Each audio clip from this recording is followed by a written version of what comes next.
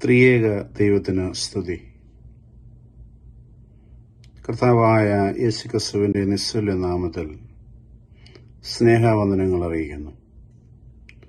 Oklahoma Marthoma യുവജനസഖ്യമായി 2024 Christmas ദിന ധ്യാന ചിന്തകൾ പങ്കിടുന്നു എന്നറിയുന്നതിൽ അതിയായ സന്തോഷം. ആ ഒരു ആലോചനയ്ക്കായും ദൈവികമായ നിയോഗത്തിനായിട്ടും ദൈവത്തിന് സ്തുതി സ്തോത്രങ്ങൾ അർപ്പിക്കുന്നു. നമുക്ക് ലഭ്യമായിരിക്കുന്ന താലന്തുകൾ, കഴിവുകൾ ദൈവ തിരുനാമ മഹത്വത്തിനു വേണ്ടി വിനിയോഗിക്കുന്നത് അനുഗ്രഹീതമായ ഒരു കാര്യമാവുന്നു. പ്രത്യേകാൽ ഒരു തിരുപ്പിറവിക്ക് വേണ്ടി നാം ഒരുങ്ങുമ്പോൾ ആഴമായ വചനധ്യാനം നമ്മെ ആത്മീയമായി ബലപ്പെടുത്തുകയും ശക്തീകരിക്കുകയും ചെയ്യുന്ന അനുഭവമാണ്. യുവജനസഖ്യമായി അതിന് നേതൃത്വം പ്രദാനം ചെയ്യുമ്പോൾ ഇടവകയിലെ എല്ലാ പോഷക സംഘടനകളും അതിൽ പങ്കുവഹിക്കുകയും അനുഗ്രഹീതമായ ധ്യാനങ്ങൾ നൽകി ഈ ആഗമനകാലം ഏറ്റവും അനുഗ്രഹീതമായി തീരട്ടെ എന്ന് പ്രാർത്ഥിക്കുന്നു, ആശംസിക്കുന്നു. അതോടൊപ്പം ഇതിൻ്റെ പിന്നിൽ പ്രവർത്തിക്കുന്ന എല്ലാ പ്രിയപ്പെട്ടവർക്കും, പ്രത്യേകമായി യുവജനസഖ്യ അംഗങ്ങൾക്കും യുവജനസഖ്യത്തിനായും ദൈവത്തിന് സ്തുതി സ്തോത്രങ്ങൾ അർപ്പിക്കുന്നു. നന്ദിയും സ്നേഹവും അറിയിക്കുന്നു. വലിയവനായ ദൈവം നമ്മെ ഈ ആഗമനകാലം ഏറ്റവും അനുഗ്രഹപ്രദമായി, ആത്മീയമായി ഉന്നതിയുള്ള കാലഘട്ടമായി, ഒരു തിരുപ്പിറവിയുടെ കാലം ആത്മീയ വളർച്ചയുടെ കാലമായി തീരുവാൻ ദൈവം ഇടയാകട്ടെ എന്ന് ആശിക്കുകയും പ്രാർത്ഥിക്കുകയും ചെയ്യുന്നു. ദൈവം നമ്മെ എല്ലാവരെയും അനുഗ്രഹിക്കട്ടെ. Thank you. ഇടവക യുവജനസഖ്യത്തിൻ്റെ നേതൃത്വത്തിൽ നടത്തപ്പെടുന്ന ക്രിസ്മസിനോടനുബന്ധിച്ച് 25 ദിവസത്തെ നോമ്പുകാല ചിന്തകളിൽ ഒന്നാമത്തെ ദിനമായ ഇന്ന് എനിക്ക് നിങ്ങളുമായി പങ്കുവയ്ക്കുവാൻ, ദൈവവചനം പങ്കുവയ്ക്കുവാൻ ലഭിച്ച അവസരത്തെ ഓർത്ത് ഞാൻ ആദ്യം തന്നെ ദൈവത്തെ സ്തുതിക്കുന്നു. ഇന്ന് ഞാൻ നിങ്ങളുമായി പങ്കുവയ്ക്കുവാൻ ആഗ്രഹിക്കുന്നത്, ക്രിസ്മസ് എന്നത്, തിരുപ്പിറവി എന്നത് ജോസഫിൻ്റെയും യേശുക്കുഞ്ഞിനെ ഉദരത്തിൽ വഹിച്ചുകൊണ്ടുള്ള മറിയയുടെയും യാത്രയെപ്പറ്റിയാണ്. അതാണ് ക്രിസ്മസ് നമ്മളെ സൂചിപ്പിക്കുന്നത്. ഈ ക്രിസ്മസ്, അതായത് തിരുപ്പിറവി, ഈ 3 പേരുടെ യാത്രകളായിരുന്നു. ഈ യാത്രയിൽ അവർക്ക് അനുഭവിക്കേണ്ടി വന്നതായിട്ടുള്ള ചില കാര്യങ്ങളാണ് ഞാൻ നിങ്ങളുമായി പങ്കുവയ്ക്കാൻ ആഗ്രഹിക്കുന്നത്. വിശുദ്ധ മത്തായി എഴുതിയ സുവിശേഷം 2-ാം അധ്യായം 13-ാം വാക്യത്തിൽ ദൈവം ജോസഫിനോട് പറയുന്നു, ഹെരോദാവ് കുഞ്ഞിനെ നശിപ്പിക്കുവാൻ ഭാവിക്കേണ്ടതിന് ഒരുങ്ങുന്നു. അതിന് നിങ്ങൾ കുഞ്ഞിനെയും അമ്മയെയും കൂട്ടിക്കൊണ്ട് മിസ്രൈമിലേക്ക് പുറപ്പെടുവാൻ. അതായത് ഒന്നാമത്തെ ചിന്ത, മരണഭയം. ഈ മരണഭയം ആർക്കാണുണ്ടായത്? യേശുക്കുഞ്ഞിനെ ഉള്ളിൽ വഹിക്കുമ്പോൾ വിശുദ്ധ മറിയത്തിനുണ്ടായി.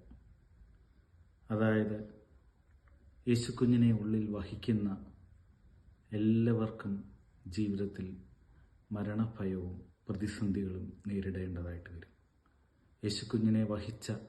യേശുവിനെ വഹിച്ച മറിയത്തിന് എന്ത് നേരിടേണ്ടതായിട്ട് വന്നു? ജീവിതത്തിൽ മരണഭയം. മറിയയ്ക്കും ജോസഫിനും മരണഭയം നേരിടേണ്ടതായിട്ട് വന്നു.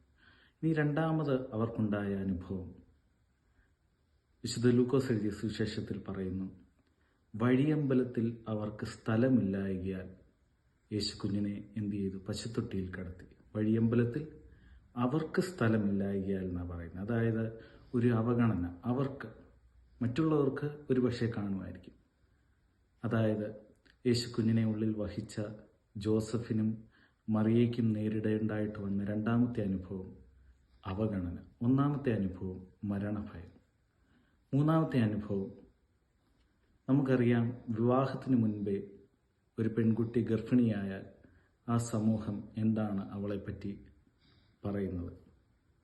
ഉദാഹരണത്തിന് നമ്മുടെ സമൂഹത്തിലോ ഇപ്പം നമ്മുടെ ഇടവകയിലോ ഒരു പെൺകുട്ടിക്ക് ഇങ്ങനെ സംഭവിക്കുകയാണെങ്കിൽ നാം എങ്ങനെയായിരിക്കും അവരെ നോക്കുന്നത്? ആ പെൺകുട്ടിയെ വിവാഹം കഴിക്കുന്ന പുരുഷനെ പറ്റി നമ്മൾ എന്തൊക്കെ പറയും? അപ്പോൾ ഇതുപോലെ തന്നെ വിശുദ്ധ മറിയത്തിനും ജോസഫിനും നേരിടേണ്ടതായിട്ട് വന്നു. അതായത് മൂന്നാമത്തെ ചിന്ത, നിന്ന.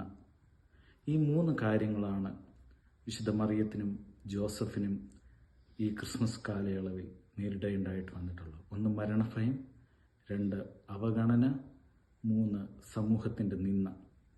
അപ്പോൾ ക്രിസ്മസ് നമുക്ക് തരുന്ന സന്ദേശം, ക്രിസ്തുവിനെ ഉള്ളിൽ വഹിക്കുന്ന എല്ലാ മനുഷ്യർക്കും ഈ അവസ്ഥകളിലൂടെ കടന്നു പോകേണ്ടതായിട്ട് വരും. മറിയ എന്താണ് ചെയ്തത്? ക്രിസ്തുവിനെ ഉള്ളിൽ വഹിച്ചു. അപ്പോൾ എന്ത് നേരിടേണ്ടതായിട്ട് വന്നു? ഈ അനുഭവങ്ങൾ. ക്രിസ്തുവിനെ ഉള്ളിൽ വഹിക്കുന്ന ഇന്നത്തെ ക്രിസ്ത്യാനികൾക്ക് ഈ അനുഭവങ്ങളിലൂടെ ജീവിതത്തിൽ കടന്നു പോകേണ്ടതായിട്ട് വരും. എന്നാൽ ഇന്നത്തെ സുവിശേഷം എന്താണ് പഠിപ്പിക്കുന്നത്? ഇന്നത്തെ പ്രസംഗങ്ങൾ, ഞാൻ കഴിഞ്ഞ ദിവസം സാമൂഹ്യ മാധ്യമത്തിൽ ഒരു വ്യക്തി പ്രസംഗിക്കുന്ന കേട്ട്, എൻ്റെ അടുക്കൽ വന്നാൽ ക്യാൻസർ മാറും, ഞാൻ കൽപ്പിച്ചാൽ ക്യാൻസർ മാറും, ഞാൻ പ്രാർത്ഥിച്ചാൽ ജോലിയില്ലാത്തവർക്ക് ജോലി ലഭിക്കും, കഷ്ടപ്പാട് മാറും, സമൃദ്ധിയാണ്, എൻ്റെ അടുക്കൽ വന്നാൽ ധനവും മാനവും സമൂഹത്തിൽ വർദ്ധിക്കും. അതല്ല ക്രിസ്തീയ ജീവിതം. യേശുക്രിസ്തു ഈ ക്രിസ്മസിൽ പിതാവായ ദൈവം തമ്പുരാൻ നമ്മളെ പഠിപ്പിക്കുന്നത് മറിയയ്ക്കും ജോസഫിനും യേശുവിനെ ഉള്ളിൽ വഹിച്ചതുകൊണ്ട് അനുഭവിക്കേണ്ടി വന്നിട്ടുള്ള അനുഭവങ്ങളാണ്. ഇതാണ് ക്രിസ്തീയ ജീവിതം.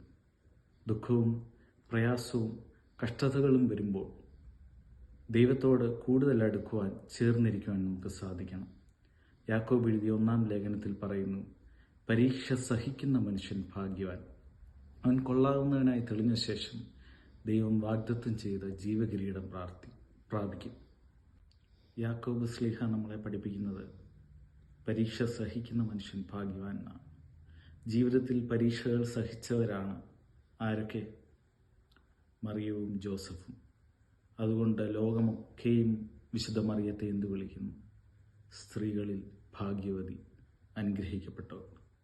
ക്രിസ്തീയ ജീവിതത്തിൽ അവഗണനയും നിന്ദയും മരണഭയവും വരുമ്പോൾ നമ്മളതിനെ അവസാനത്തോളം സഹിച്ചു നിൽക്കുവാൻ നമുക്ക് സാധിക്കണം. അപ്പോൾ നമ്മൾ ഭാഗ്യവതികളും ഭാഗ്യവാന്മാരുമാകും.